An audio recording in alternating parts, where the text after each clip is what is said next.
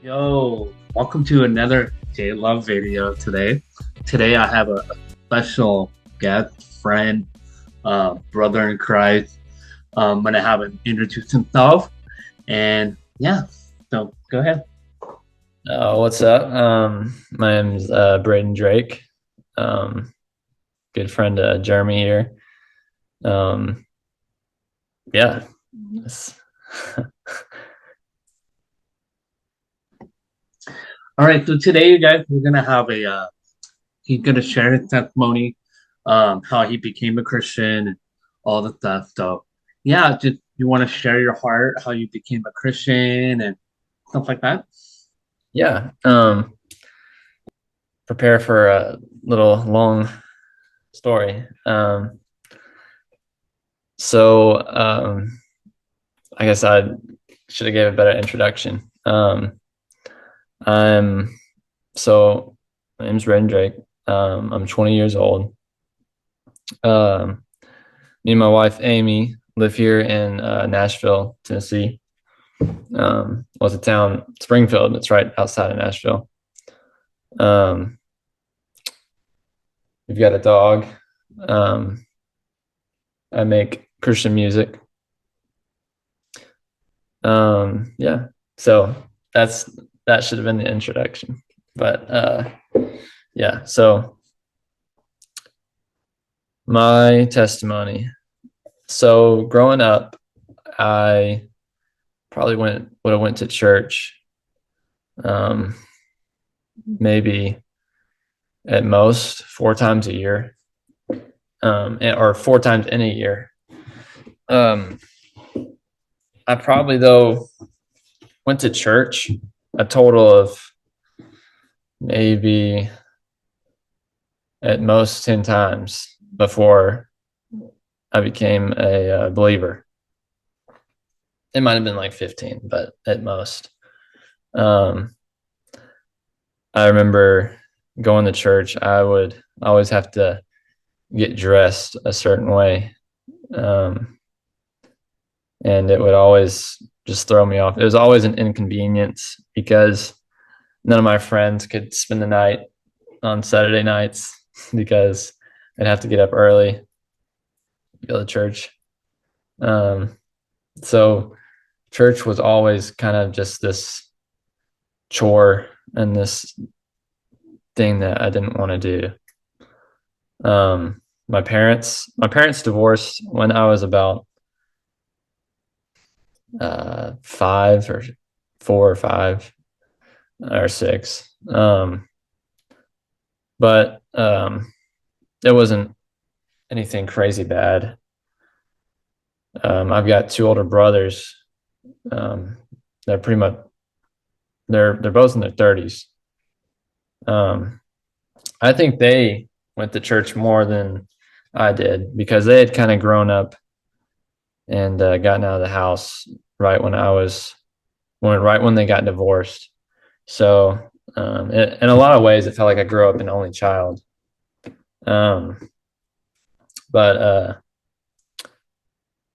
yeah, so I remember one time going to church. To make this point, my dad and my stepmom would be the only ones to take me to church.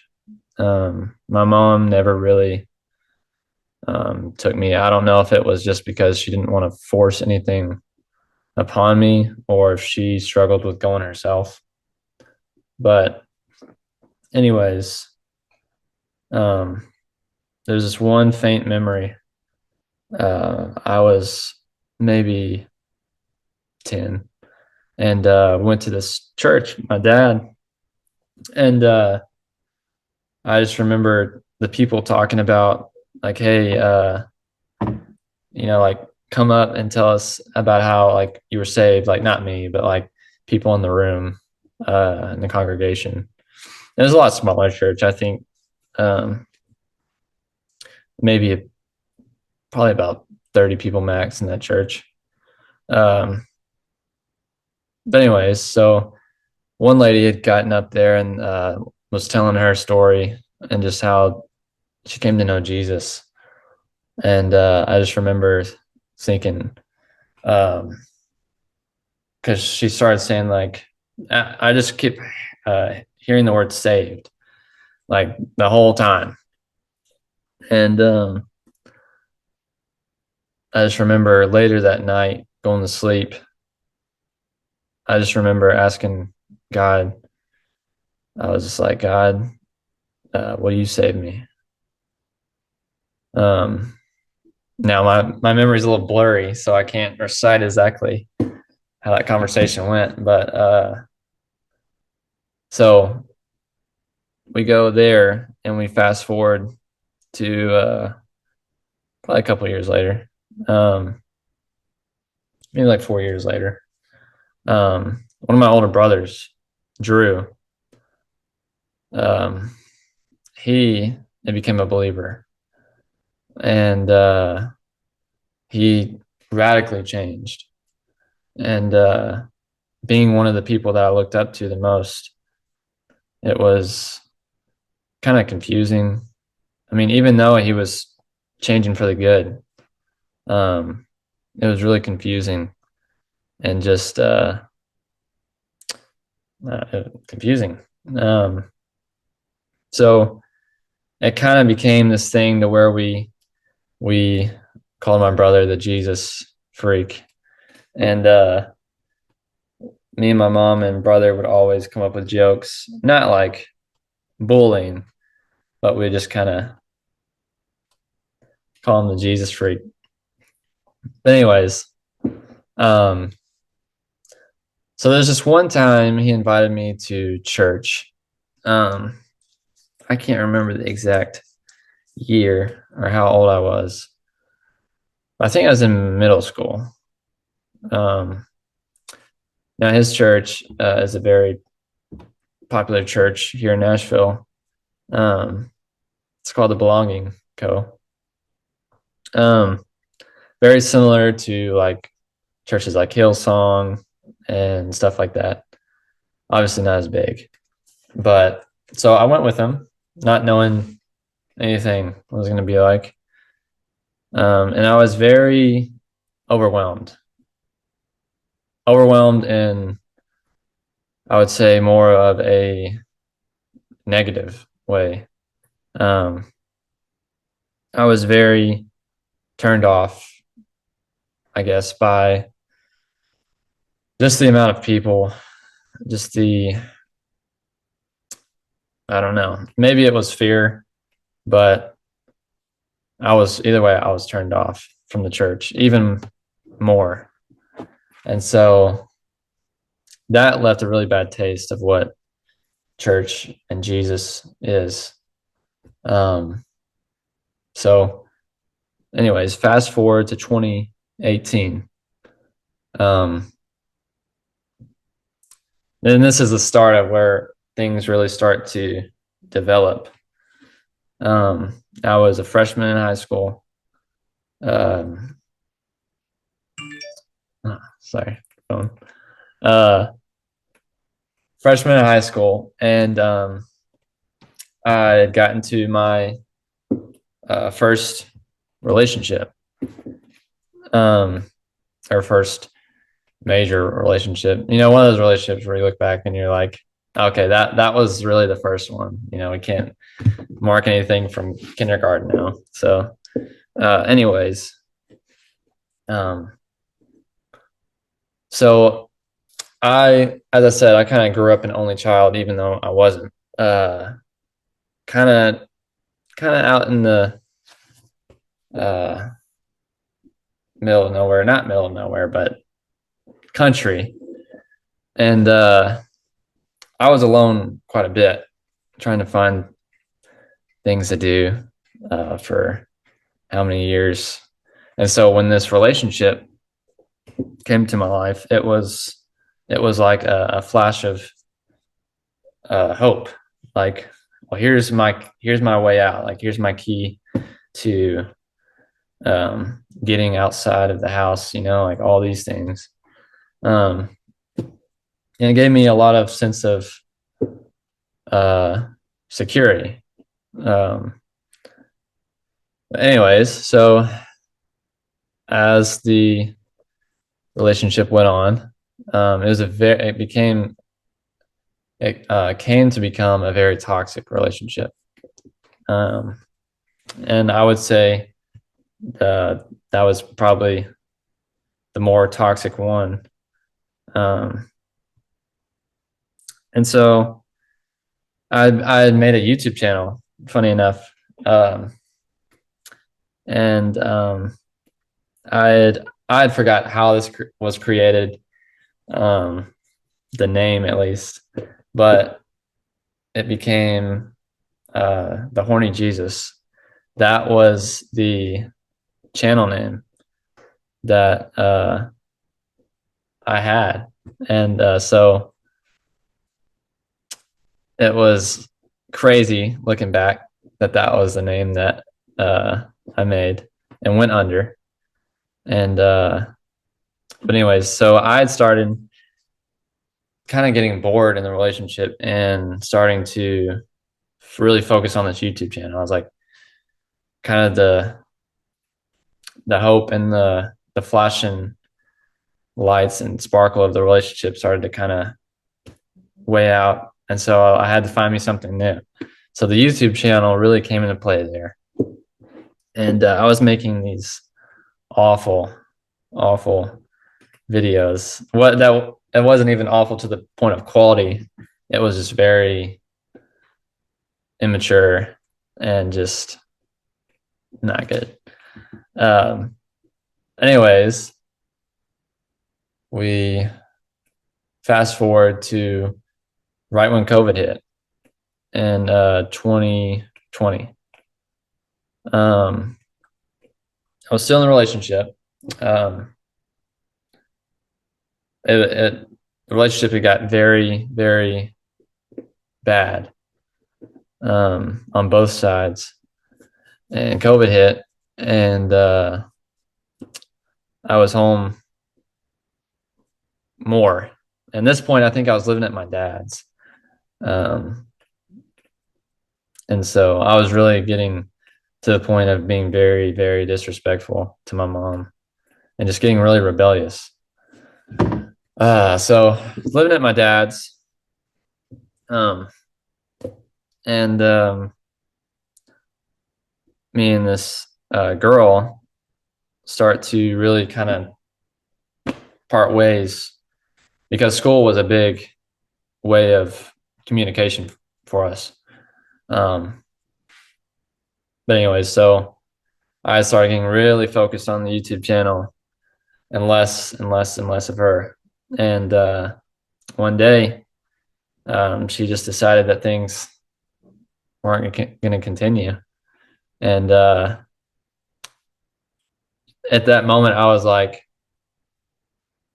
I kind of realized everything I was doing that was really bad. And I became very, very insecure and very regretful and suicidal and self harming. All of these things just hit at once, very depressed. And at that moment, I realized that I'd lost something. And so I was trying everything I could to gain it back, but it was no hope. Um, so that summer, it was very depressing and dark. Uh, and then fast forward to the end of that year, I started working at Zaxby's, and it was my second job. Um, but everyone there, I don't know. I was coming in there with a dark heart, very cloudy mind, and I felt like I belonged at this workplace. It was not a good work environment at all, but I felt like everyone there was broken. And so I kind of just fit in with the brokenness. Anyways, everyone there vaped, almost all of them. And so eventually, I just started to fall into the mold and vape, which led to deeper things, and to getting high and stuff like that. Um, which my music was kind of like all fluctuating during this time, but we can talk about that later. Um, but it turned into me going to work, coming home, getting high, working on music, and just repeat until the summer of 2021. Um, that was my life. And I started to really get worse and worse. And I started to cut people off that was closest to me. Um, so I quit Zaxby's in June of 2021. And I, and now just a young lad like me, I was searching for hope and all these things that I needed and I wanted. And a big thing I would search um, for those things would be relationships. Um, I would always feel like those like were the peak level of satisfaction. Um, so at Zaxby's, I tried to get in so many relationships. It was crazy. And um, this last one I did, she, we had broken up. We weren't really even together. Um, broken up like after a week and a half. uh, and I was just like, I was looking for someone to just dump all of my emotion and all that onto. And so when we broke up, I did. And all through whatever time we were talking and stuff, I just dumped and dumped and dumped. Um, and so when she broke up or when we stopped talking and stuff, she had wrote me a letter. Um, I remember while we're together, she was trying to tell me to get the Bible app and just to go through this plan. And it was like a very like suicidal like approach plan. And I was going through it. Now I wasn't going through it for God or anything. I was going through it for her. So I sped through this thing. And when we stopped talking, she wrote me that letter. And I went outside one day and I read it. And after it said, at some point, it mentioned like God and like hoping and praying that God would help me. But, anyways, I like crumbled it up and thrown it away or something because I was just mad, like, you know. But a couple weeks before this happened, my car um, that I was driving, my first car, I got rear-ended um, in an accident that was completely not my fault. Um, the car ended up being totaled, so I had to clean it out. And in the midst of cleaning it out, I found this Bible in the glove box that my brother Drew had given me. The one that's my brother that's a believer, given to me the Christmas before.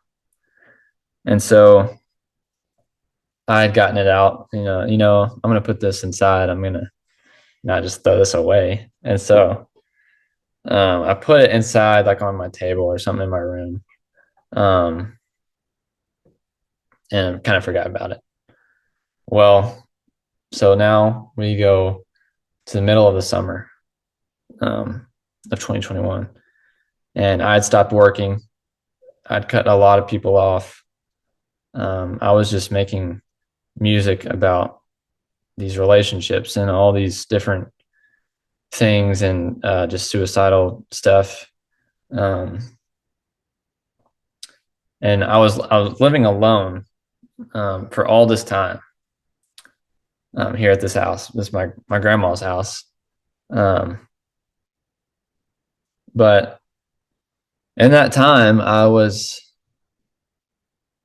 just seeking out God. I was asking. There was a lot of nights where I'd be punching the floors in here, punching the cabinets, just asking like God, like, like, where are you? If you're real, like, speak to me right now. Like all these different things. Um, so this one night when I was making music and I was high and stuff, um, I had I began to really feel like bad, like evil when I was getting high and stuff. Like it was really getting to the point of like I was getting very um I forgot the word. I was just really anxious. Worried that someone's gonna walk inside or like be looking in. Just like all these outlandish things like were piling up.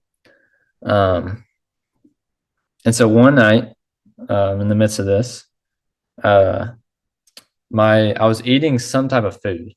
I think it was cereal. I think it was Reese's Puffs to be exact. And I was just mowing them down. Like I was starving. And my like throat had like closed up or something.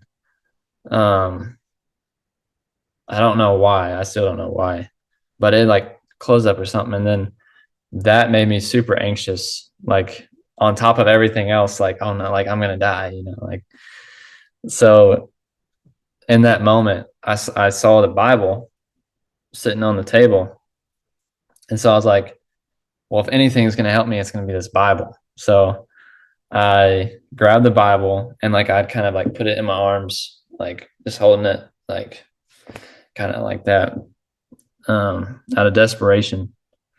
And it slowly started to go away.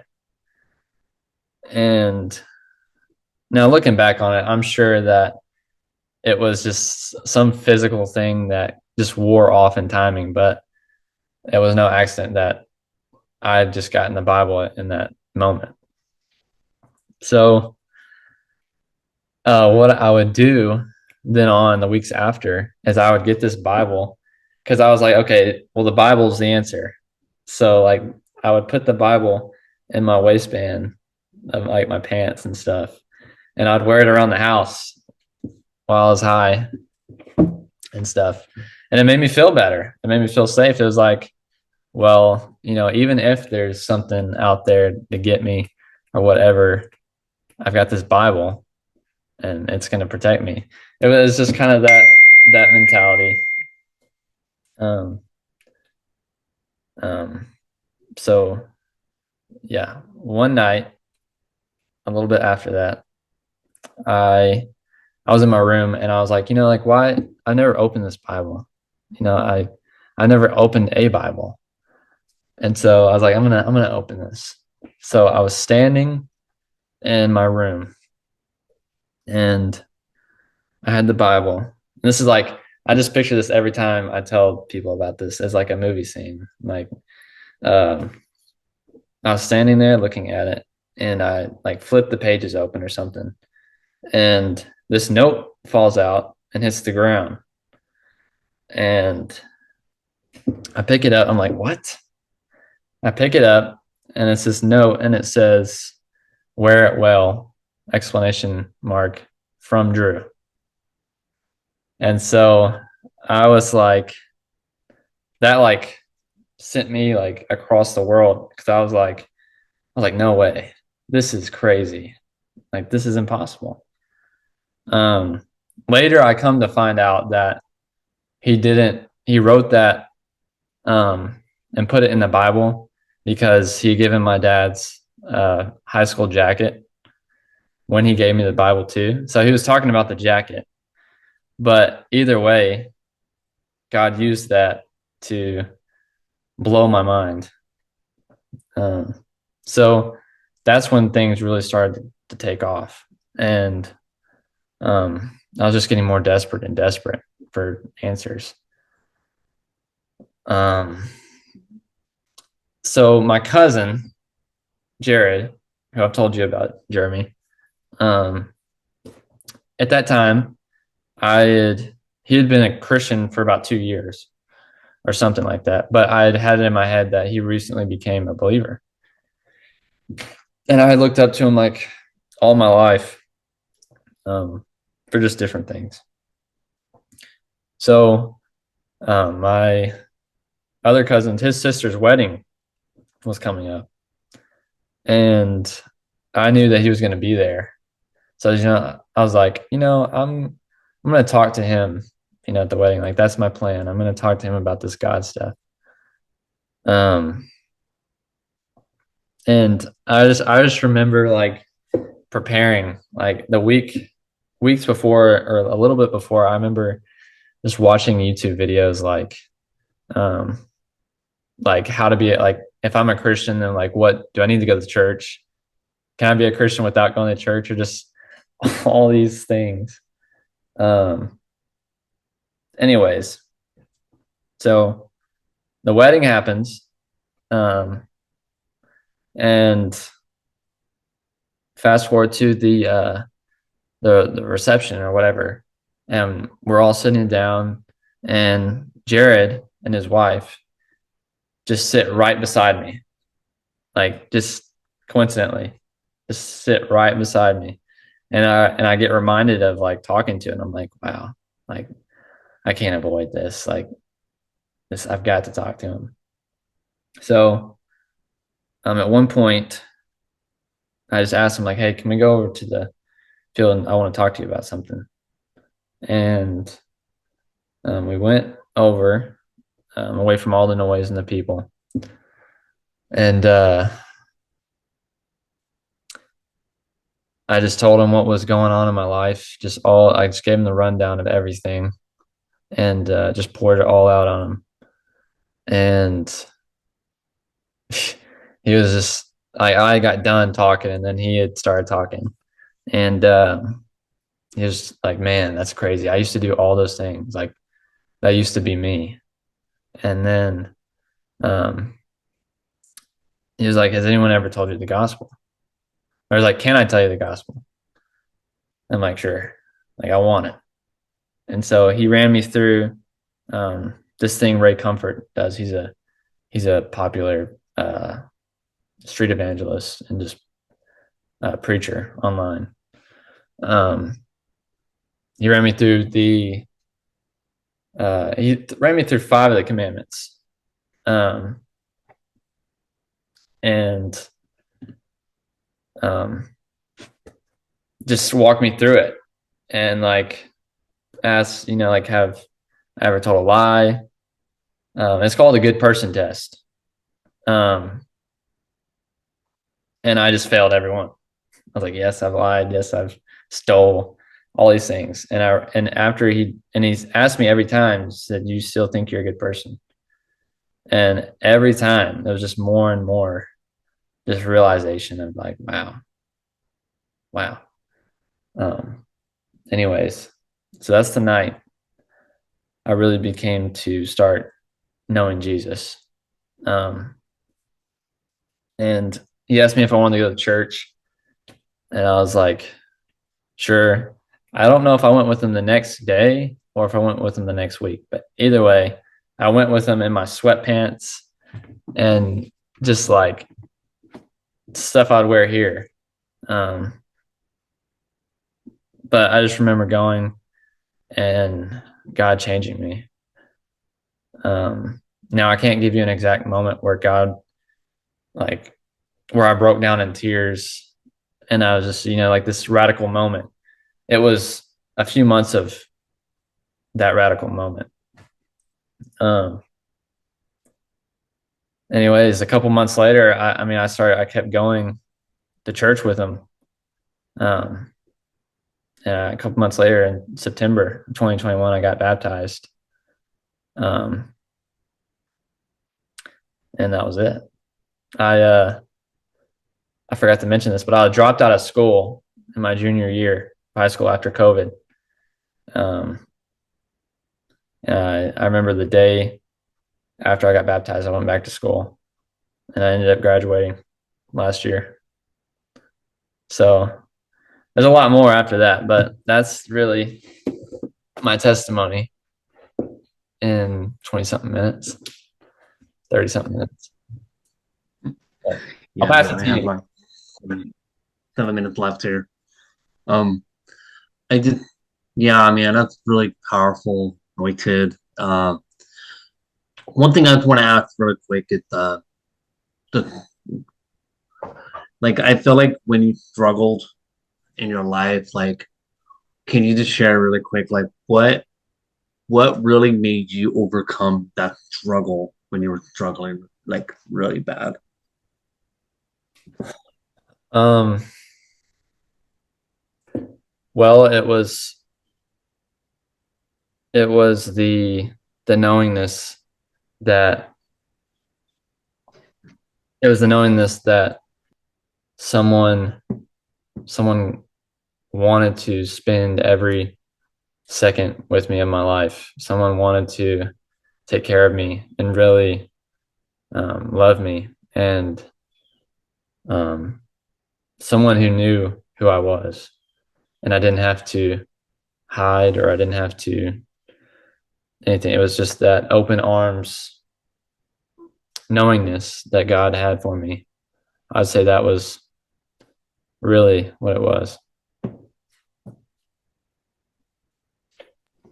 Okay, awesome. We don't want to run this off because this will just shut off once we keep talking here. Yeah. Um, yeah, I just want to say thanks for sharing your story, your testimony. It was really powerful, really anointed. It really like spoke to me some of the stuff, and I think some of like we have some similar stuff, depression, suicide. It's just really crazy how God could overcome all those things and how He could just really come and like really get us in that moment and get us to that time and that place. Um, but anyways, guys, I just want to say thank you again for just sharing and just really being comfortable to share with your heart and just share with my people. But guys, I just wanted you to know I will put his Instagram, his Instagram and YouTube in my description. You guys can check him out, or I mean, just even check his YouTube out. It's amazing. I'm friends with him. I love what he's doing on there now. It's just incredible. But yeah, we'll have more videos down the line together. Also want to give a big shout out to him. He's been helping me with my thumbnails and titles of the video. So thank you so much for what God has brought me. He's brought me somebody that's just like, hey, I want to help you. So I'm really glad, and I'm really glad to get to know you more. And I think it's going to be an amazing year. I feel like God is really going to connect our friendship, and we're really going to encourage each other more and more. But yeah, guys, um, please like up this video. If you have any questions, leave them in the comments. And yeah, share this video with your friends, family. Is a This going to be powerful. 4 minutes left. Would you mind just like praying this video out? Yeah. All right. Um, yeah. Lord, just want to ask for anyone who watches this and doesn't know you. Um, God, I just pray that you would let them know that they are loved in you, that despite what they've done or they continue to do or what they feel like they're trapped in, Lord, that you make a way for things that are impossible for us is not is possible with God. Um, I just pray, Lord, that you would draw them out, that even if they don't want you, that you um, would show yourself to them and just make a way and change their hearts. Um, yeah, Lord, we love you. It's in your name we pray. Jesus, amen.